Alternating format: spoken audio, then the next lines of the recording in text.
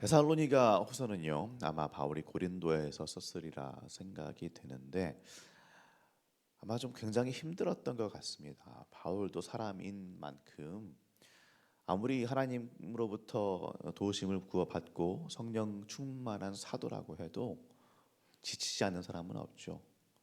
모든 삶이 그냥 항상 기쁘고 항상 즐겁고 행복하고 에너지가 넘치는 그런 사람은 없을 것입니다. 데살로니가 교회도 많은 고난 중에 있었겠지만 바울도 그리고 바울의 동역자들도 많은 고난 중에 있었던 것으로 보입니다. 그리고 힘들었던 것 같아요. 오늘 우리가 읽은 말씀은 데살로니가 후서의 마지막 부분 끝 인사말인데요. 보통 이제 끝으로라고 시작하는 말들은 이제 마지막 인사말인데 다른 편지들을 보면은요, 바울이 쓴 다른 편지들을 보면은 이 마지막 부분은 보통은 그냥 편지를 받는 이들을 위한 겉면의 말씀과 또 어떤 안부를 묻는 말씀, 이 사람한테 안부 전해라, 저 사람한테 안부를 전해라, 뭐 그런 말들이 대부분인데 이 편지는 조금 다릅니다. 마지막 부분에 그런 말도 들어가 있지만 나중에 보면 들어가 있지만 힘듦이 느껴지는 그런 편지예요. 우리 한번 1절 말씀 같이 한번 읽어볼까요? 끝으로 형제들아 너희는 우리를 위하여 기도하기를 주의 말씀이 너희 가운데서와 같이 퍼져나가 영광스럽게 되고 너희 가운데서와 같이 계속해서 우리를 통해 퍼져나가기를 기도해라. 우리를 위해서 좀 기도를 해줘라 라고 말하는데 그 기도 제목이 좀 심상치 않습니다. 분명 바울은 지금까지 계속해서 교회들을 세우고요, 복음을 전했습니다. 사실은 바울도 처음에는 유대인들을 대상으로 사역을 했죠. 그런데 바울의 전적을 알고 있는 유대인들은 바울을 무서워했고 그와 함께하지 않았기 때문에 결국에는 이방인의 사도가 되었습니다. 어떻게 보면 바울이 이방인의 사도가 되기 위해서 처음부터 목적을 가지고 있었다기보다는 어쩔 수 없었기 때문에 내몰린 바 된 것이 크죠. 성령 하나님의 역사였습니다. 어쨌든 그렇게 해서 오히려 척박한 힘든 외국인들 가운데서 사역을 하게 된 것이죠. 유대교의 유자도 모르고 예수의 예자도 들어본 적이 없는 그런 이방인들 가운데서 이 사역들을 감당하는 것이 참 쉽지만은 않았겠습니다.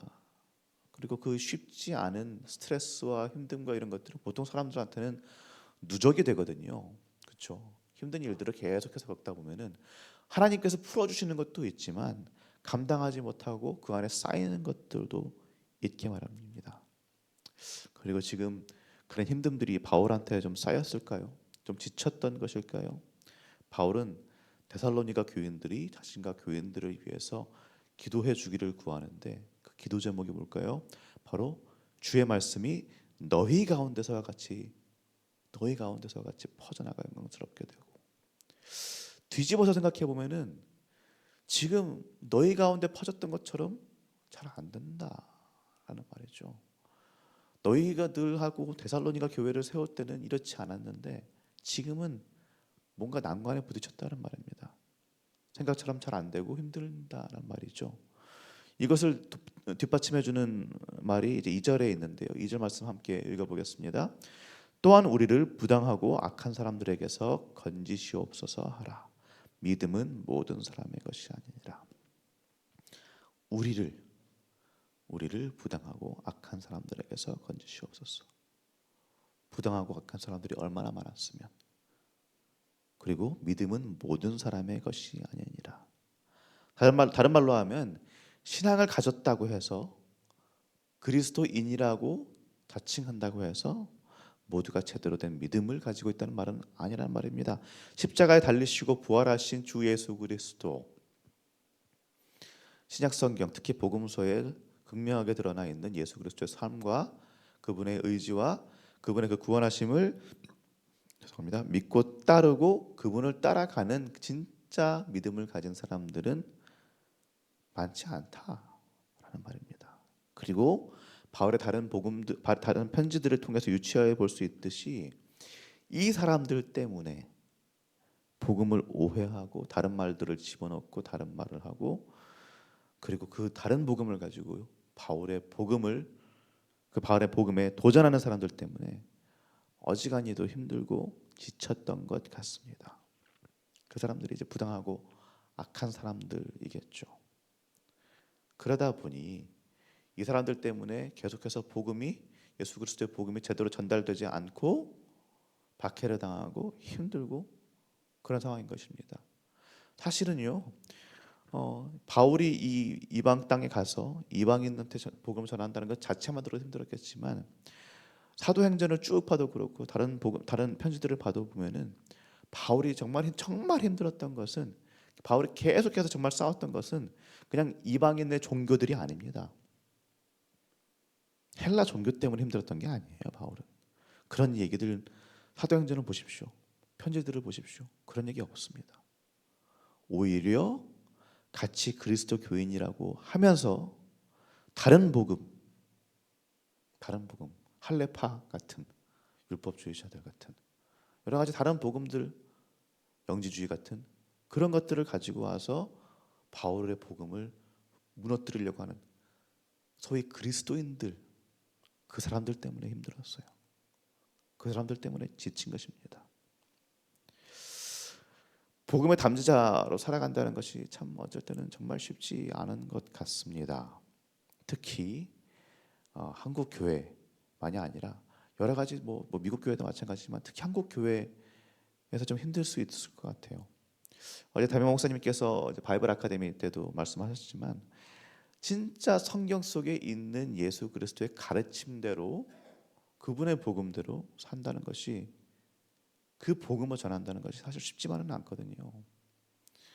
70년대 80년대 한국 교회를 부흥하게 했던 그 기복주의적인 신앙이 뭡니까? 결국에는 교회 잘 다니고 교회 모든 예배 빠지지 않고 그러면은 돈 잘 벌 거다, 병 나을 거고 건강하게 잘 살 것이고 자녀들 복 받을 것이고, 그냥 그 메시지였잖아요. 그 메시지들이 아예 틀렸다라고 말할 수는 없지만 그것이 그리스도 교회의 핵심은 아니거든요. 그런데 그 어떤 예수 그리스도의 그 복음의 그 길, 좁고 낮고 험한 길을 가야 된다, 섬겨야 된다, 낮아져야 된다, 이런 말들을 전하기가 참 어려운 것이 교회의 실정입니다. 그런 상황 가운데서 바울도 마찬가지였죠. 그런 상황들 가운데서 그냥 편하게 믿어라, 아니면은 그냥 율법대로 그냥 다 해야 된다, 우리는 영만이 진짜고 몸은 가짜니까 그냥 마음대로 해라, 이런 여러 가지 말들, 그런 복음적이지 않은 가짜 복음을 들고 나온 사람들하고 싸우다 보니 바울도 많이 지친 것 같습니다. 그런 게 있죠. 어머니로서, 아버지로서 내가 좀 지쳤을 때 아이들한테 하는 말들이 있습니다. 내가 지쳤고 내가 위로받고 싶지만은 그거를 뭔가 말로 그냥 할 수가 없으니까 아이한테, 아이고 네가 좀 잘 돼야 되는데, 너가 편해야 되는데, 너가 잘 살아야 되는데, 아이를 이렇게 띄워주는 듯한 그런 이야기들 할 때가 있죠.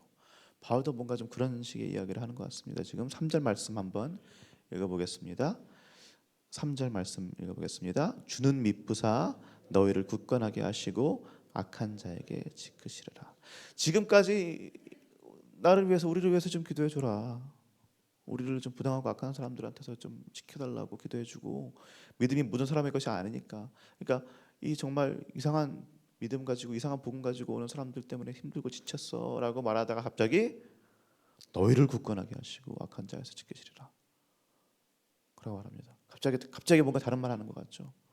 무슨 마음일까요? 바울이 우리를 좀 굳건하게 하셨으면 좋겠는데, 악한 자들한테서 좀 지키시겠으면 좋겠는데, 그 말을 그냥 고지고대로 하기보다 너희들도 힘들지, 너희들도 많이 어렵지, 흔들리고 있지, 하나님이 너희들을 굳건하게 하시고 악한 자에게서 지키실 것이다, 너희들도 그렇게 할 것이다, 이렇게 말하는 겁니다. 그만큼 지금 바울이 쉽지 않은 상황이고 흔들리고 좀 그런 상황이었던 것 같습니다. 사랑하는 시온교회 성도님들, 저기 다 항존직이시고 중직들이시고 그러실 텐데 서로를 위해 기도하고 계십니까? 특히 교육자들 위해서 기도하고 계십니까? 한국 교회, 우리 교회 이제 목사들 하면은 뭔가 영적으로 그냥 강건하고 항상 뭔가 힘이 있고 흔들리지 않을 것 같고 항상 맨 앞에서 영적 싸움의 맨 앞에서 진두지휘하면서 아무런 문제 없을 것 같이 그렇게 보여야 될 것 같고 그럴 것 같지만 교육자들도 사람이고요. 힘들 때가 있고요. 지칠 때가 있고요. 어려울 때가 있습니다. 제가 지금 그렇다는 말은 아니고요. 저는 지금 뭐 흥승하게 잘 있지만 한국 교회에 있는 많은 목회자들이 여러 가지 것들 때문에 힘들어하고 지치하고 그런 것들이 항상 있습니다. 복음을 전한다는 것 때문에도 힘들고요. 특히나 뭐 이제 부교역자들 같은 경우도 다 그렇지만 담임 목사님들도 그렇겠지만 경제적인 것들도 그렇고요. 여러 가지 면들 때문에 힘든 상황 가운데 있습니다. 말을 하지 않을 뿐이죠. 성도님들께 저도 바울처럼 간청하자면 시흥교회 교역자들을 위해서 기도해 주시기를 바랍니다.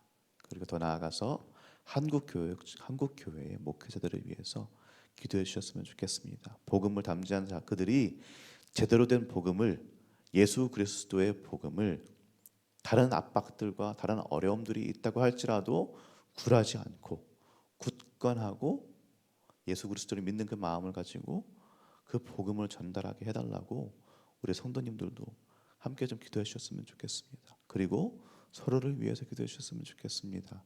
중직자로서 교회를 위해서 일한다는 것이 쉽지 않습니다. 교회를 위하고 하나님의 나라를 위하여서 일을 하지만 그럼에도 불구하고 그 가운데는 같은 교인들 때문에 힘들 때도 분명히 있어요. 같은 교회를 섬기고 예수 그리스도를 섬긴다는 그 우리 특히나 우리 시온교회 같이 큰 교회면은 그 안에 서로가 이렇게 뭐 파벌들이 있을 수도 있는 것이고요. 이해 충돌이 있을 수도 있고요. 그것 때문에 많이 힘들어하는 경우들도 있습니다. 이 와중에서 우리가 서로를 위해 기도하며 맡은 바 일들이 있는 이들을 위해서 기도하며 그들이 굳건해지고 강건해지고 흔들하지 않도록 지칠 때에 지쳐서 어떻게 하지 쓰러질 것 같을 때에 하나님께서 붙드시기를 위해서 기도할 수 있는 그런 우리 시흥교회 성도님들 되시기를 기대하고 바라고 축원합니다. 예, 이제 말씀을 생각하며 함께 기도하도록 하겠습니다.